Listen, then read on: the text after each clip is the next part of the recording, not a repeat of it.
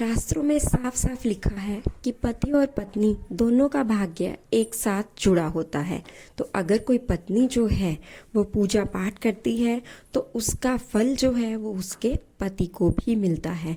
तो ऐसे में आज हम बात कर रहे हैं कि पत्नी जो है वो कौन से ऐसे कार्य करे अपने जीवन में जिससे उसके पति को भी तरक्की मिले, उसके घर में धन धान्य की कभी कमी ना हो, घर में सुख समृद्धि जो है वो बनी रहे।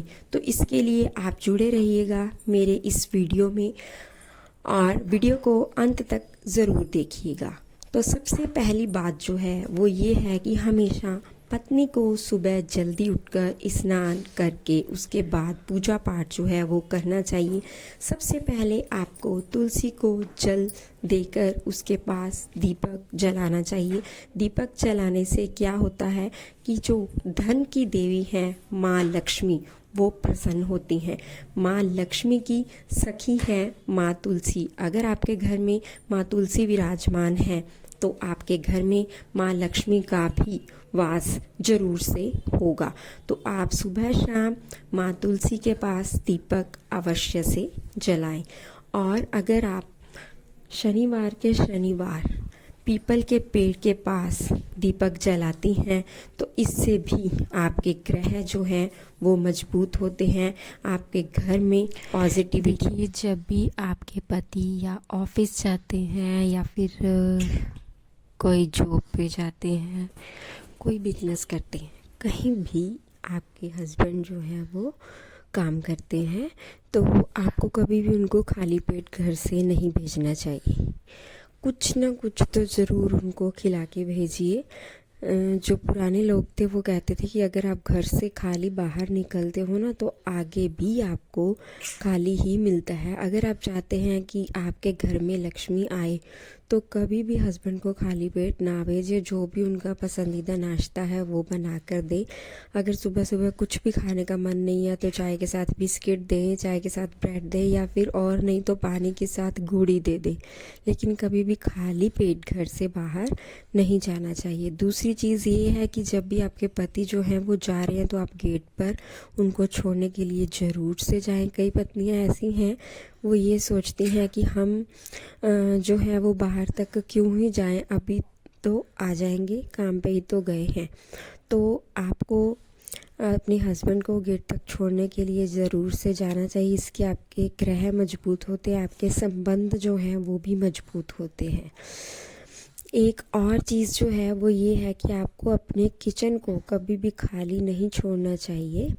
तो आप रात में भी जब खाना बनाती हैं, खाना वाना खा लिया उसके बाद किचन जो है उसको क्लीन करके रखो, क्योंकि गंदगी जो है ना वहाँ पे लक्ष्मी माँ कभी भी वास नहीं करती हैं। तो आपको हमेशा से अपना किचन जो है वो अच्छे से क्लीन करके ही रात को सोना चाहिए और खाली छोड़ के नहीं सोना चाहिए। चाहे आप एक रोटी जो है वो ही आप अपने टिफ़िन में छोटे से में या फिर किसी कटोरी में किसी भी चीज़ में डालकर साथ में उसके एक पानी का गिलास जो है वो रात को रख कर सोएं। सुबह चाहे तो आप जो वो पानी है वो अपने कोयले में भी डाल सकती हैं जो आपका गेट है उसके दोनों साइड पे, और जो चपाती है उसको आप गाय को दे सकते हैं। अब एक बहुत इम्पॉर्टेंट चीज़ जो है वो ये है कि आप रात के टाइम पे जब आपके हस्बैंड आए तो वो भी कभी खाली हाथ घर पर ना आए। इससे घर में बरकत जो है वो नहीं बनती है।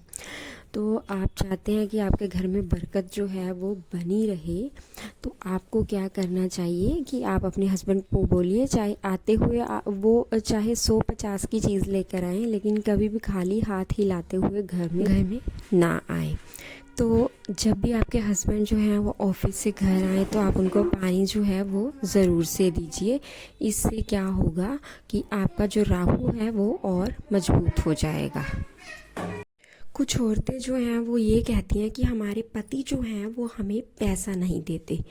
तो मैं उनको ये कहना चाहती हूँ कि पुराने ज़माने में लोग कहते थे कि आपके घर में एक ऐसी तस्वीर होनी चाहिए लक्ष्मी और नारायण जी की, जिसमें माँ लक्ष्मी जो हैं वो नारायण जी के पास उनके पैरों के पास बैठी होती हैं। तो अब मैं आपको ये कहूँगी कि आप घर की लक्ष्मी हैं, है ना। तो आप भी लक्ष्मी बनकर दिखाइए।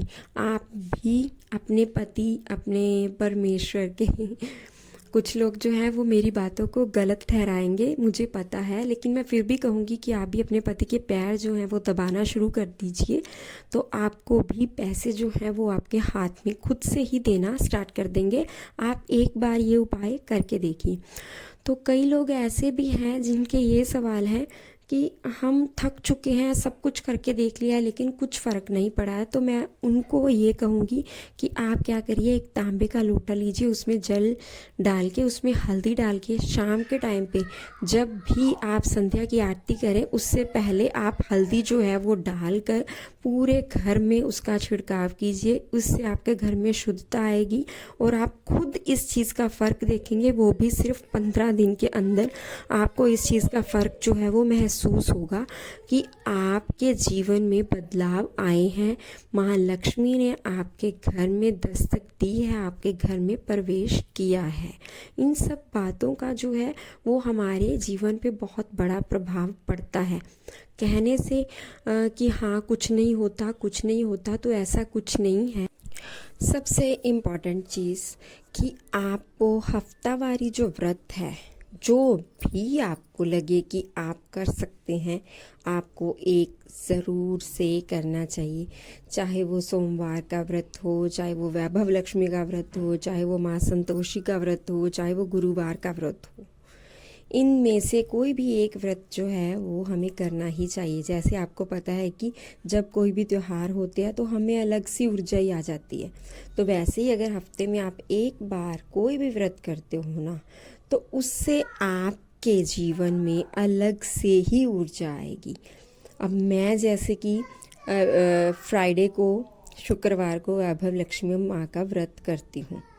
इस व्रत की संपूर्ण जानकारी जो है वो आपको मेरे वीडियो में मिल जाएगी।